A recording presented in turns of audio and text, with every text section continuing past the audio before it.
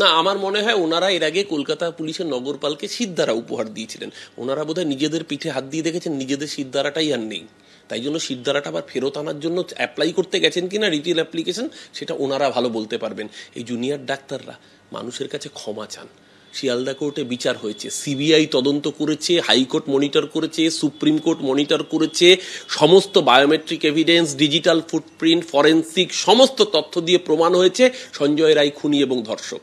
তারপরে যে ক্রমাগত মিথ্যাচার করেছেন, টাকা তুলেছেন, সেই জবাব মানুষকে আজকে দিতে হবে। ক্ষমা চান, আর নইলে লুকিয়ে চুরিয়ে সিদ্ধারা ফেরত আনতে গেলে কলকাতা পুলিশ বলে দিয়েছে না, সিদ্ধারা বিক্রি নেই। যে সিদ্ধারা দিয়ে গেছেন ওই সিদ্ধারায় ঘুণ ধরা সিদ্ধারা, ওটা পছন্দ ধরে গিয়েছে। তাই জন্যই রাত দখল শুধু সেদিনকে হয়েছিল। নিশ্চয়ই আমাদের ঘরের মেয়ে মারা গেছে, আমাদের সবার খারাপ লাগা ছিল, আমরা সঞ্জয় রায়ের ফাঁসি চেয়েছিলাম। আপনাদের সিদ্ধারাটা বিক্রি হয়ে গিয়েছে, কাদের কাছে সেটা আর নাই বা বললাম। 1 বছর আগের ঘটনায় ফের প্রতিবাদী চিকিৎসকদের তলব। আরজিকর আন্দোলনের বিভিন্ন মামলায় ফের 4 চিকিৎসককে সমন। একাধিক মামলায় হেয়ার স্ট্রিট থানায় 4 চিকিৎসককে পুলিশের সমন। চিকিৎসক উৎপল বন্দ্যোপাধ্যায়, অনিকেত মাহাতো, তমনাশ চৌধুরীকে নোটিশ পাঠানো হয়েছে। আজ সকালে ফের চিকিৎসক সুবর্ণ গোস্বামীকেও পুলিশের সমন। প্রতিবাদে থানার সামনেই Abhaya Mancha joint platform of ডক্টরসের মেডিকেল ক্যাম্প।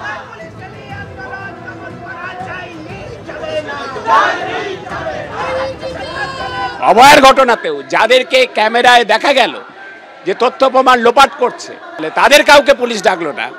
এবং হচ্ছে যে এখানে তুচ্ছ কারণে এই ডেকে আমাদের সময় নষ্ট করা হচ্ছে, এতে পাবলিক সার্ভিস হ্যাম্পার্ড হচ্ছে। আমরা বলে দিয়ে এসেছি পুলিশকে পরিষ্কার যে ভারতবর্ষের সংবিধান আমাদের এই অধিকার দিয়েছে, এই প্রতিবাদ করবার অধিকার। এটা আপনারা যত হেনস্থা করুন না কেন, আমরা এই অধিকার ছাড়ব না। এই প্রতিবাদের ঝাঁজ বরং আরও বাড়বে। আপনারা আন্দোলন কেন করেছিলেন, কি দাবিতে আন্দোলন করেছিলেন, কেন আন্দোলন ছিল, আন্দোলন করে ঠিক করেছেন না ভুল করেছেন, কি মনে হয় আপনাদের, এই নানান অভিজ্ঞতা অনুভূতির কথা জিজ্ঞাসা করলেন। মূলত যার জন্য আমাকে ডাকা সেটা হচ্ছে 14-10-2024 ডরিনা ক্রসিং থেকে রাজভবন অবধি একটা মিছিল ছিল। সেই মিছিলের পরিপ্রেক্ষিতে ওনারা আমাকে ডেকেছিলেন। আমি বুঝতে পারলাম না যে পুলিশের ইন্টেলিজেন্স এবং কলকাতা পুলিশের যে ইন্টেলিজেন্সি, তার একটা সুনাম আছে, তার একটা সুনাম ছিল। অভয়া আন্দোলনে আমরা দেখেছি সেই পুলিশি অপদার্থতার চরিত্র।